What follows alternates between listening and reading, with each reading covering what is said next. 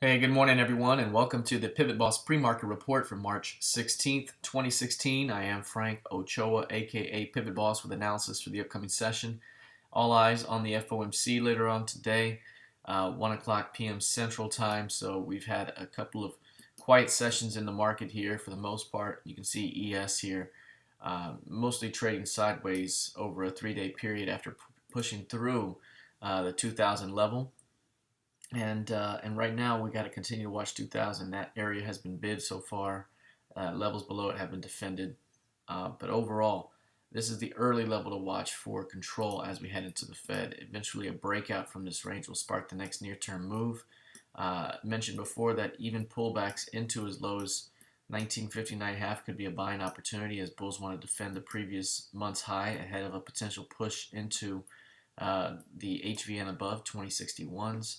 So right now, even a push downward into that zone could still be a buying opportunity. But however, any failure to hold above 2000 could open up a solid move into that area worth about 40 handles before we see a potential bounce opportunity. So just a couple of things to keep in mind. Overall, nothing really much to do until we see what happens with the Fed. Then we'll see how the price materializes out of this key range. Looking at the ES and the intraday time frame, you can see right here, 1995, big time LVN on a 5-day profile. The top of the key range is 01s, bottom of the key range is 58, and right now 95s is a big time LVN again right here. So this is the zone that bulls are defending for continuations higher. Failure to hold above 95s opens up a return to 79.5 with a shot at seeing 1958s. Above 2015 has an upside target here for the week. If we're looking at weekly targets here, popping it up, there it is, 2059.75. So above 2015s opens up a path into 2059.75 by the end of the week, as that would be the primary bull target given whatever new low hits the market today. Let's take a look at crude oil.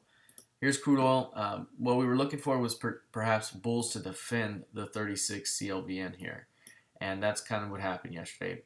Price dropped right into it, around it, and then it was basically defensed at that area all day long. We've since seen a push into 37s now. We've seen a short-term downtrending market right now within the midst of a longer-term up move here, a medium-term up move. Pullbacks have been buying opportunities within this up move here so far. However, this recent pullback is yet to see any real buying, through the previous session's high price. So that's what we're really looking for. We've had lower highs day over day here. Now we need to see price push beyond a previous session high. Right now, early on, the pullback at 37 being defended. We could see a retest of 36, perhaps even a push into 34.63. So 36 is going to be very important. If bulls can't defend it, it opens up a path back to 33.44 with a scaling point at 34.63. Holding 36s opens up another retest of that HVN, which if it goes bid, you could see a continuation. It's at 40.50. All right, let's take a look here at the intraday crude oil chart. Sitting on 36s, you can see how price dropped right into it, has since popped back up. This is going to be important here at 37s because you can see this is the bottom of 5-day value. Reclaiming acceptance back above this zone would imply a retest of 5-day VPOC. Any failed acceptance above this area would suggest further downside price discovery. So right now we're kind of at a key level to watch as we head into RTH. All right, taking a look now at gold. You can see gold is really kind of flatlined here after the recent sell-off. We talked about prices being rejected at the pivot range and as high as 63.90 for a shot at seeing a move into 1233.30 and 1227.70. We saw that move materialize over the course of a day plus. The other thing we're seeing now is price really just kind of flatline ahead of the Fed. Flatline here, trading right at 1233.30 composite VPOC, trading also below the previous week's low. Any failed acceptance below the previous week's low could end up with a big, quick move back to the previous close at 1259.40. Followed by a shot at seeing another round of tests above the 1272.40 level. So this is going to be an important level. You can actually see if we drill down into the lower time frame, very tightly coiled price action right now. Very tightly coiled like this. Obviously, this thing is coming to a head. We got to watch out for, the wider areas of this range. 27.70 on the downside, 37.60 on the top side, or maybe even above 39s perhaps. But a breakout from this zone will spark the next major move. And right now, this is just a holding pattern ahead of that FOMC statement later on this afternoon. Looking at the NQ, not really much to say here.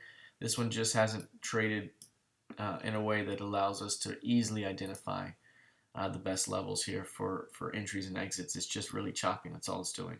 Chopping back and forth around our 43.55 level. That's still the level to watch. If we look at the intraday time frame, you can see we have a key range along with that 43.55 level. So here's 43.55. Price is just chopping around that zone right now. And here's 43.38.5. That's the top of the key range. Midpoint being 79.75. And down here 42.21 the bottom. So failure to hold above 43.30 opens up a path right back to 42.79s. Until then, bulls are still defending the zone for a shot at new highs.